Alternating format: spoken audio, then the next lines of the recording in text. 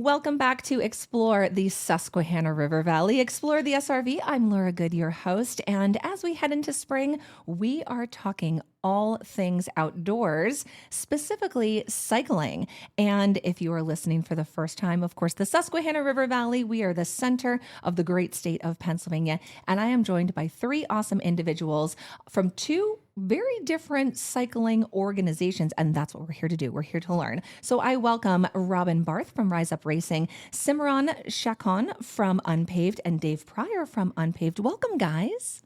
Thank you. Thanks for having us. Did I do okay with your name, Simran? Chacon. Chacon. Oh my God, it's the French. That's a hard A. It's the hard A. I'm so sorry. I was impressed.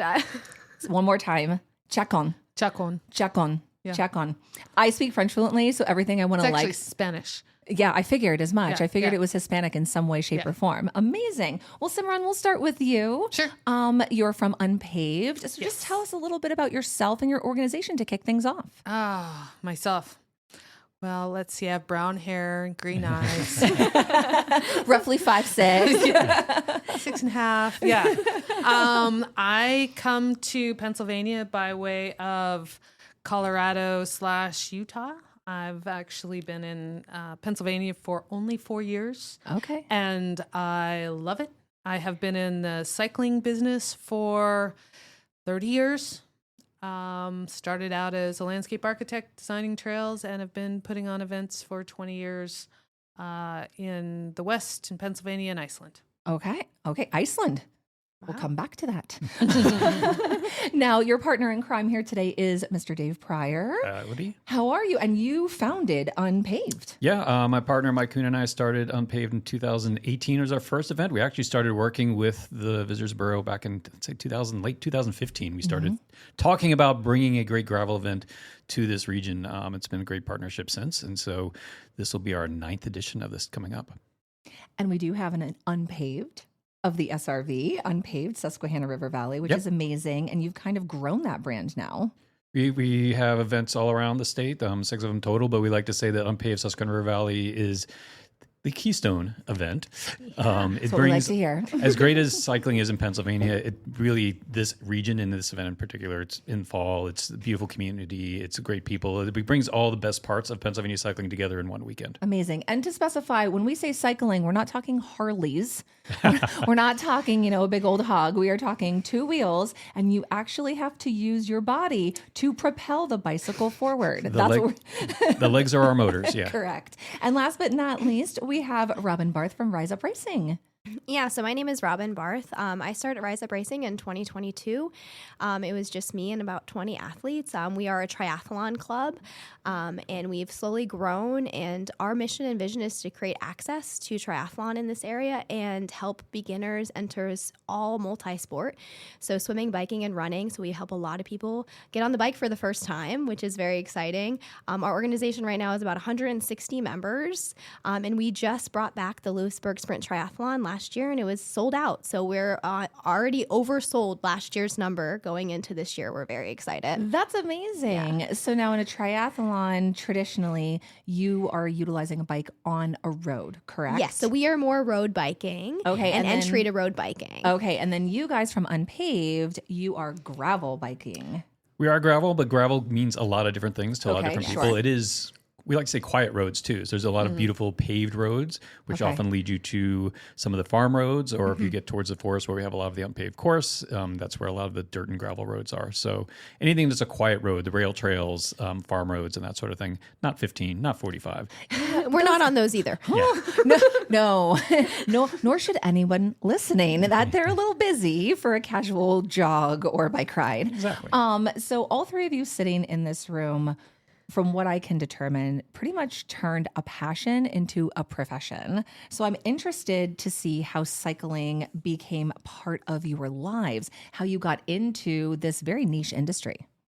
As I said, I started out in the trails world, and this is going to sound funny, but I got into it because I wanted to bring more friends to my neighborhood.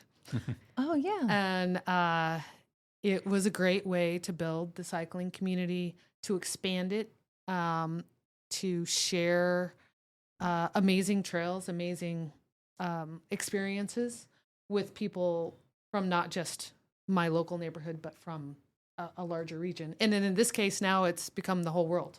Which is awesome. Or, It is awesome. you know, I mean, I guess Mexico, Canada, part of Europe, and North America.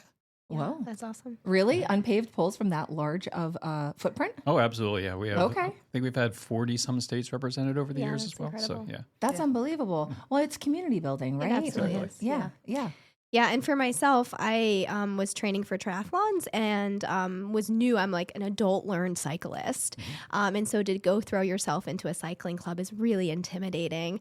So for me, it was about creating access for beginners to learn to road cycle, learn the safety about how to be on the roads, how to be safe on the roads, what routes are safe.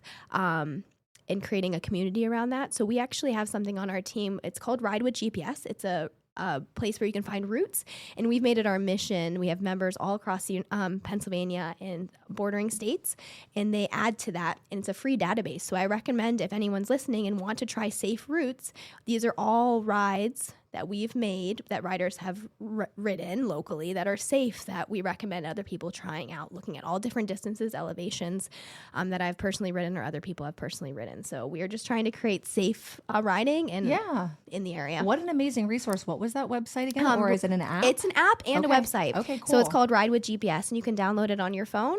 And it's free to follow us, and we have over 400 rides on there that we can verify have been ridden safely.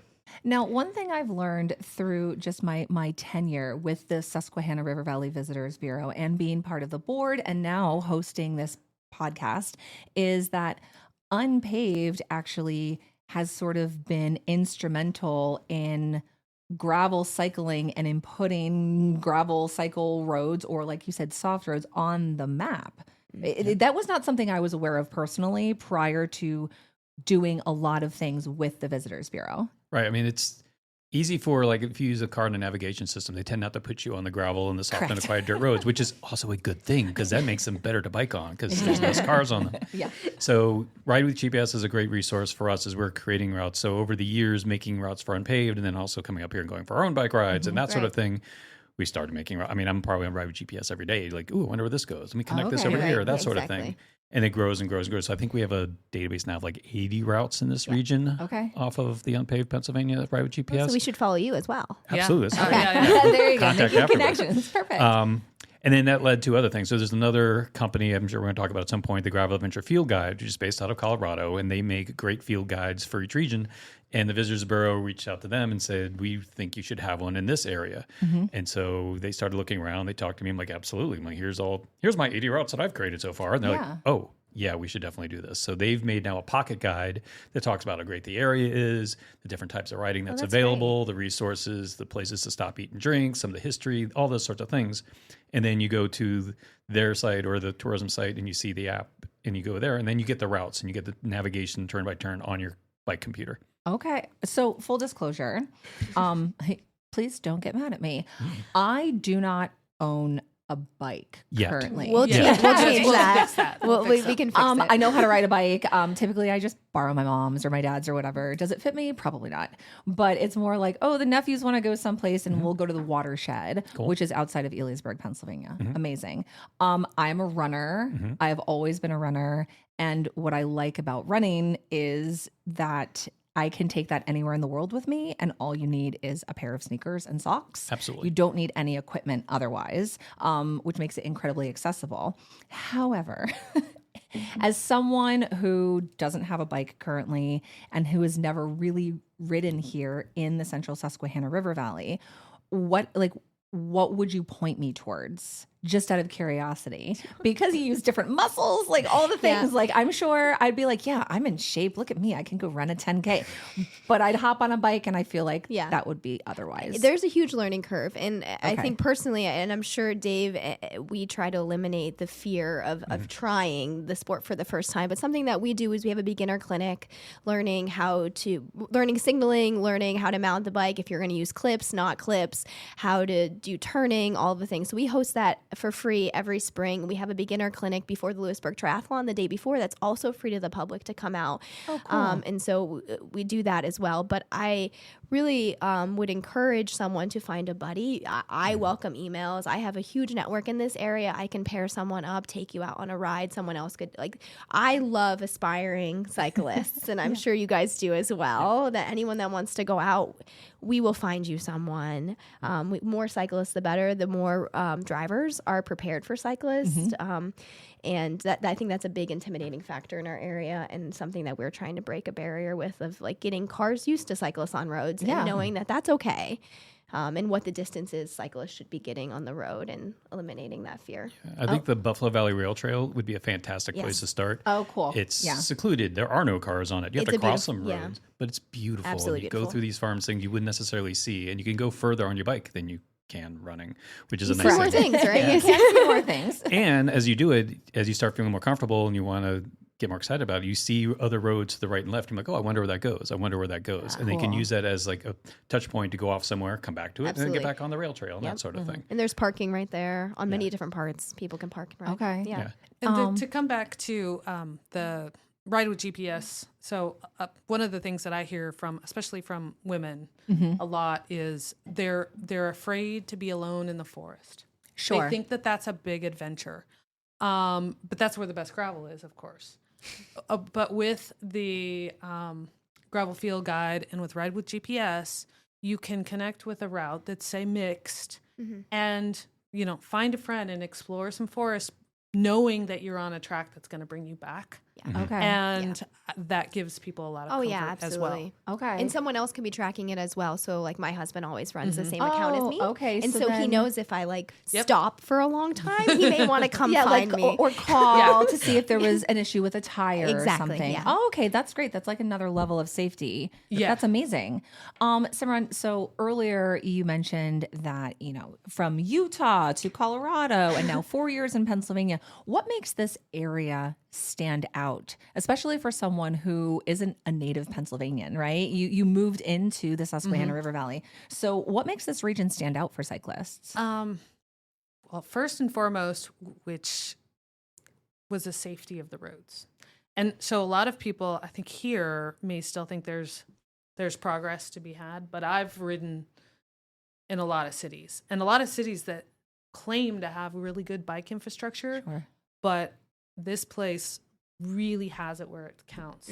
And the drivers are more trained. So you add that with the quiet roads and the endless off-road capabilities, whether it is a rail trail, climbing gravel, or mountain bike. You can get to it. I can get to it all from my house. Yeah, within that's 20 really miles. incredible. I also think the Amish probably just from the time we're behind the wheel really allowed us to be like, nope, you move over. Yeah, when you see something Yeah. that's not motorized, Yeah. like you move way over and give a wide berth. I feel Right. like that's ingrained in all of us. Absolutely. That is a real thing. So I live in the Lehigh Valley, which is a couple hours away, which is a lot more people. And so you get more of that ton. congestion. But even when we get out into our farm roads, and we have a lot of the Mennonite as well, is like the cars tend not to do 95 miles an hour on a back road because they might come up against a horse and buggy. So that's helpful with that. I mean, I come here regularly to ride bikes because it is more expansive. It is more rural. And also while there is climbing here, and we can get to that at some point. I mean, it's challenging, but it's also very rewarding. There's some long descents that are just so nice to coast Gorgeous. down for miles on end Okay. through a leaf Yeah. tunnel. And it's like, oh, this is delightful. This I is could climb again because I beautiful. feel great now. Yeah, like I got to go downhill. Now I'm going to go back up. yeah. Exactly. Miley Cyrus said it's all about the climb, right? Yeah. So who are you seeing, Robin, I'll point this question to you. Who are you seeing getting into cycling? Because you just mentioned your organization started in 2022 with a core group of like 60 people, and now you have close to 200. Yeah. And that's in a very short amount of time, yeah. especially for our small area. It is. So who's getting into cycling right now? I mean, a lot of different people are. I don't know if you guys know that Happy Valley Ironman came to our area in 2023, and that brought a great intrigue into triathlon.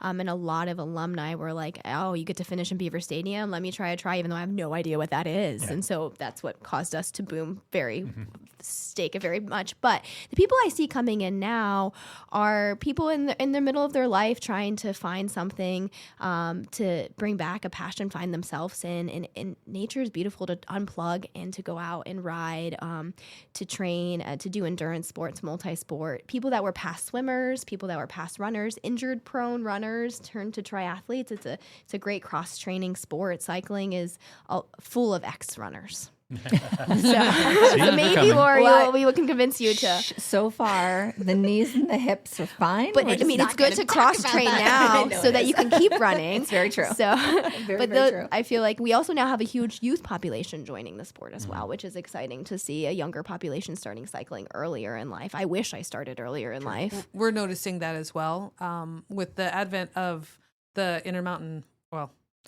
Interscholastic Bicycle League, which started in California, moved across the West, and now has grown. It is growing here as well. To 1,000 plus students racing. What you're seeing is not only these youth getting into, even though that's mountain biking, their courses are more like gravel anyway.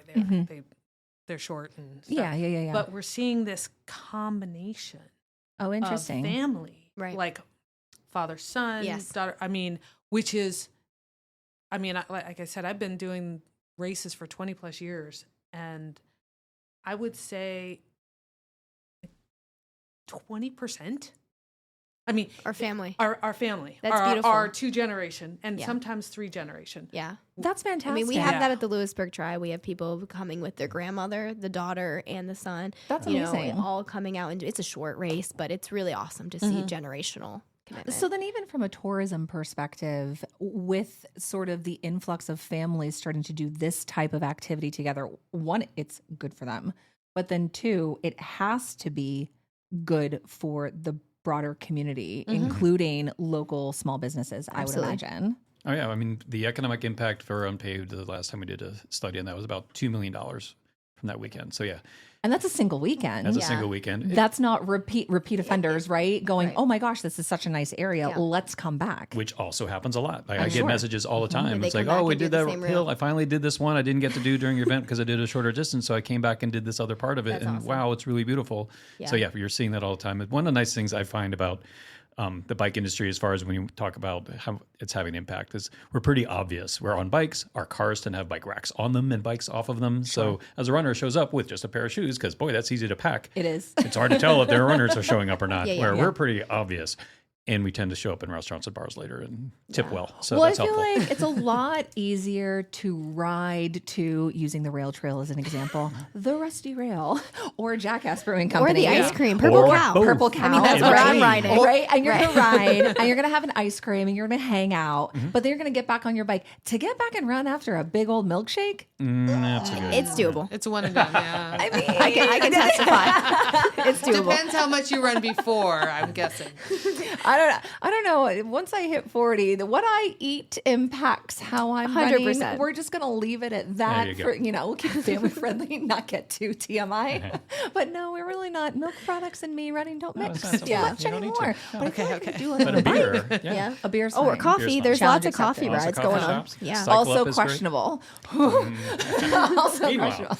Meanwhile, But the beer for is cycling, fine, Dave. it's all good. You can do all of the food products while cycling. Yes. So then if you're planning, any of you, a cycling experience, and Dave and Cimarron, this is what you do professionally, right? A cycling experience. But if you're planning a cycling experience, and we're sitting inside a visitors bureau, right? How are you planning it? What goes into making a great cycling event, whether it's a casual group of friends or a big thing like Unpaved, or even the Lewisburg Triathlon?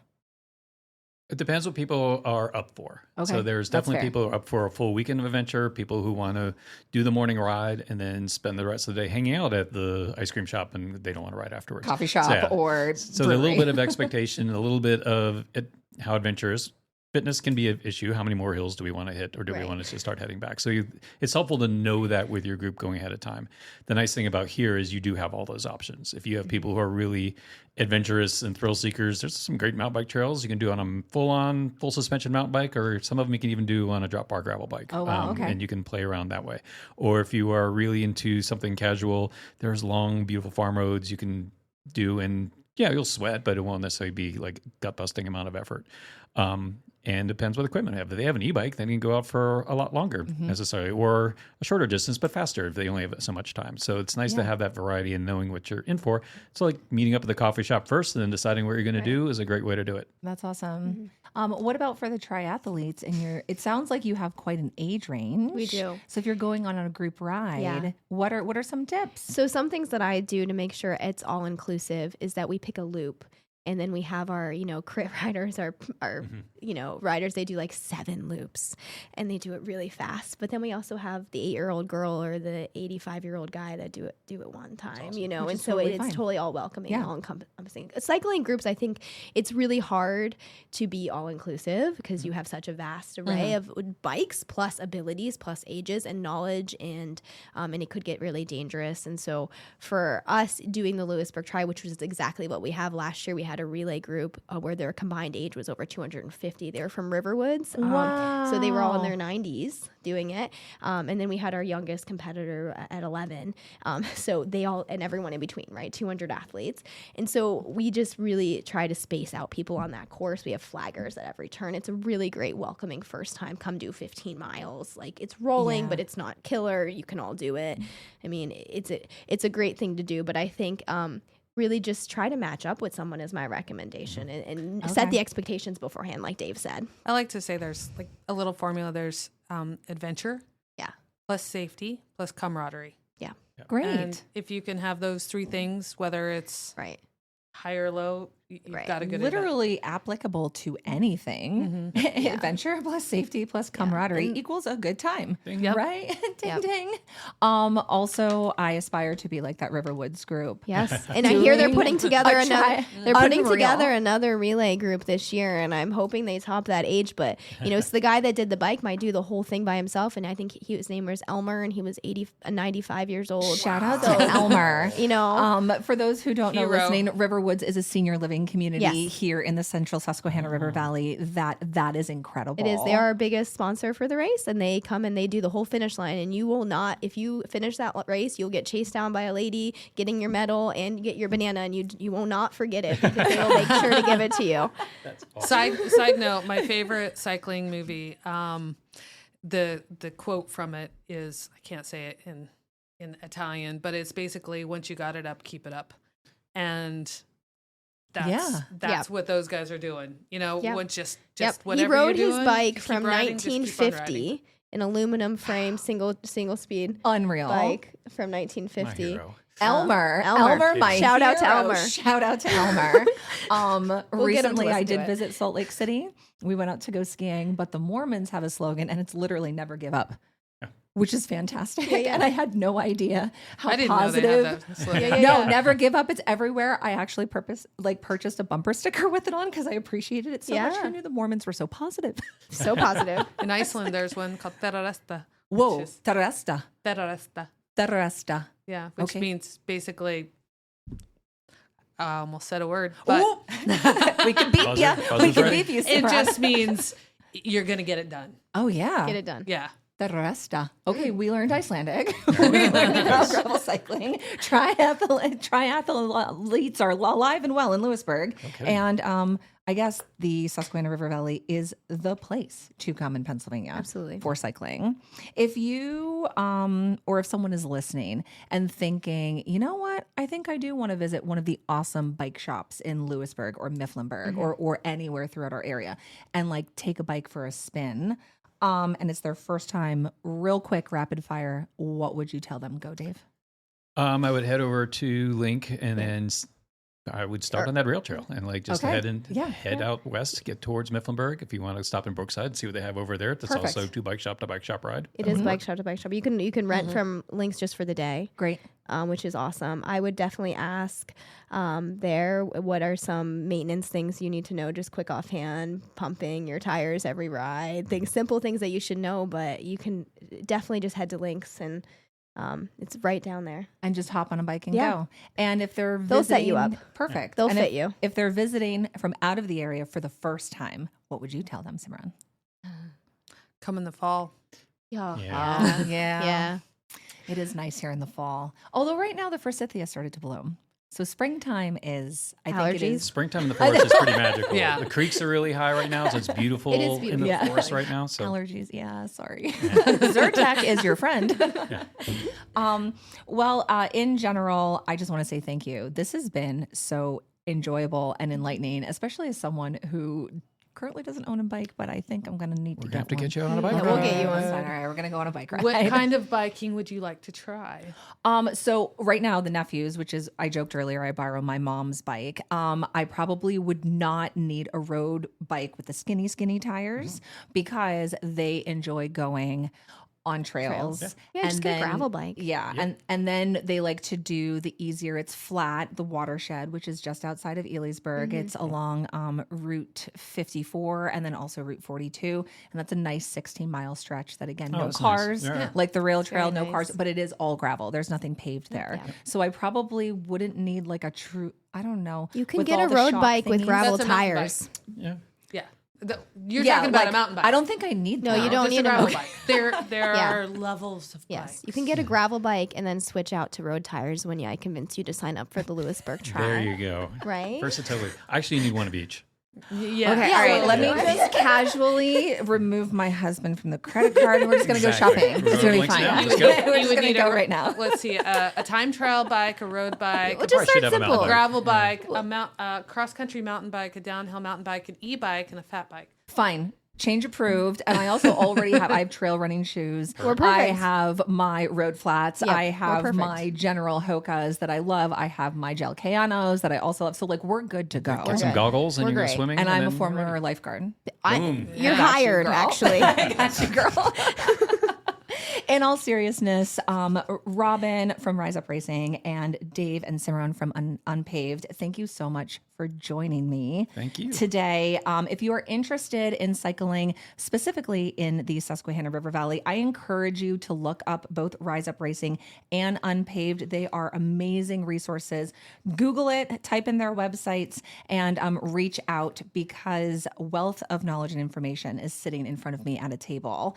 Parting words from any of you before we head out. I'd also say look up on the Susquehanna River Valley Visitors Bureau's website. They have a lot of cycling resources on there. You can get to the Gravel Adventure Field Guide and then find out about our things through there. And you can also stream this podcast. Of course, however you stream podcasts, you can get them. We are on Spotify, iTunes, all the good things, but you can stream directly from visitcentralpa.org. I'm Laura Good.